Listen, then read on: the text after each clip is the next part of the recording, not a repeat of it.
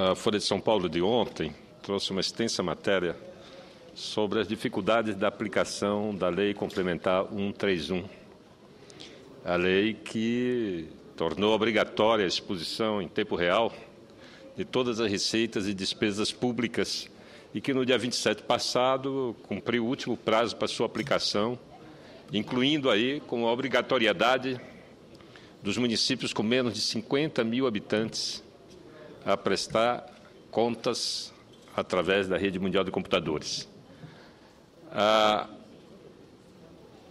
Folha de São Paulo e vários outros jornais em todo o país falam das dificuldades do cumprimento dessa lei. E na mesma Folha de São Paulo de ontem traz um artigo de um especialista na área da administração pública, o professor Gregory Michner, denominado Cumprimento da Lei exige ação coordenada dos órgãos públicos. O professor de Administração Pública da Fundação Getúlio Vargas, o professor, então, publicou esse artigo na Folha de São Paulo de ontem, e eu decidi compartilhar com os telespectadores da TV Senado, com os ouvintes da Rádio Senado e com os meus pares aqui no Senado. Da perspectiva de um estrangeiro, e o professor Gregory, ele é canadense e professor da Fundação Getúlio Vargas. Diz ele, da perspectiva de um estrangeiro, a delegação de poderes no Brasil é um pesadelo. Mais de 2 dúzias de partidos, uma política de coalizões que obriga os líderes a entregar cargos ministeriais a aliados inconfiáveis e um país de dimensões continentais que está subdividido em quase 5.600 municípios. A eficácia da governança e da delegação de poderes exige monitoramento. E a lei da transparência talvez seja o mais poderoso mecanismo para esse fim, ao lado da lei de acesso à informação pública. Está claro que as autoridades estão subjugadas pelas obrigações de fiscalização que criaram para si mesmas. Políticas de transparência forçam municípios que guardam mal as suas informações ou que simplesmente não as guardam a se profissionalizar. E isso exige capacidade burocrática, recursos e liderança eficaz, coisa das quais muitas cidades carecem. E o cumprimento das regras depende da pressão pública. Como em muitas partes do Brasil, a independência da imprensa local é questionável. Não é surpreendente que essa pressão não venha resultando em um cumprimento mais robusto. Ainda é cedo para se apresentar um julgamento sobre o êxito ou o fracasso da lei, mas os indícios deixam claros certas conclusões preliminares. A primeira é que, pelos padrões internacionais, os governos já tiveram tempo suficiente para cumprir as exigências da lei. Mas as evidências indicam que a adesão generalizada à lei da transparência é pífia. A segunda conclusão é que os órgãos fiscalizadores não têm sido capazes de fazer cumprir a lei. Está claro que a infraestrutura da transparência no Brasil precisa de uma melhor organização e coordenação.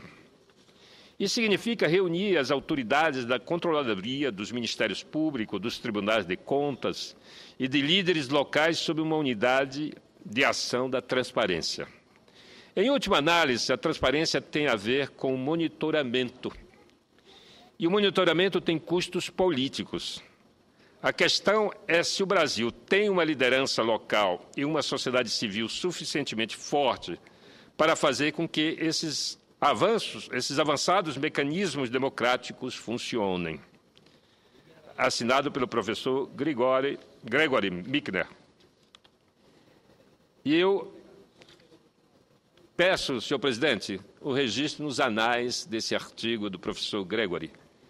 E eu queria explicar aos jovens estudantes que estão nos visitando, sejam bem-vindos ao Senado, e gostaria de falar desse tema que eu estou discussando aqui da tribuna. Eu estou falando de uma lei que obriga a prestação de contas do dinheiro do contribuinte.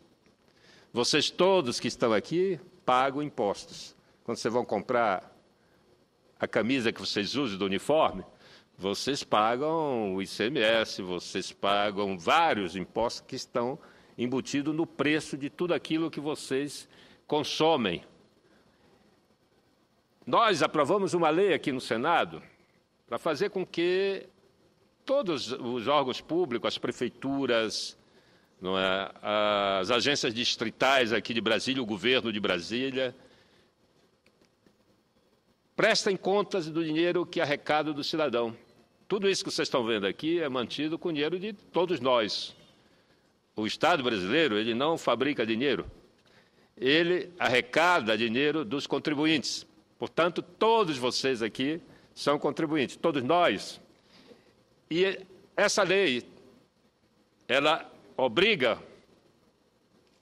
as escolas que vocês estudam a prestar contas do dinheiro que é gasto lá. Os professores são pagos com o dinheiro do contribuinte, as escolas são construídas com dinheiro público, enfim. Tudo se faz com dinheiro do cidadão e da cidadã brasileira.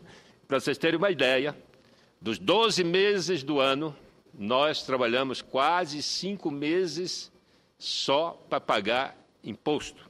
Então, a gente precisa que os governantes prestem contas em que é gasto esse dinheiro.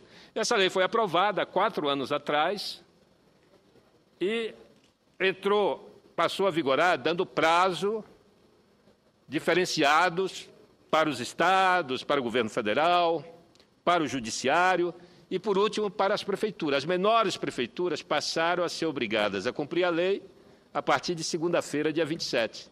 Só que há uma resistência. No Brasil há uma dificuldade. A lei é aplicada para os pobres. O andar de cima, os ricos, não costumam cumprir a lei. E os entes públicos também não costumam cumprir a lei. Nós temos 3 leis importantes que ainda não são cumpridas de forma rigorosa.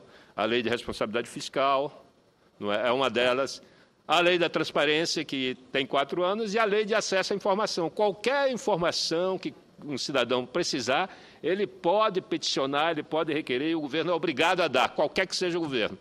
Então, talvez fosse importante debater na escola que vocês estudam os gastos públicos.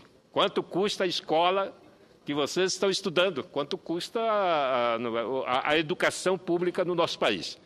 Portanto, uma vez explicado, agradeço a presença de todos vocês e agradeço, senhor presidente, pelo espaço que me foi concedido.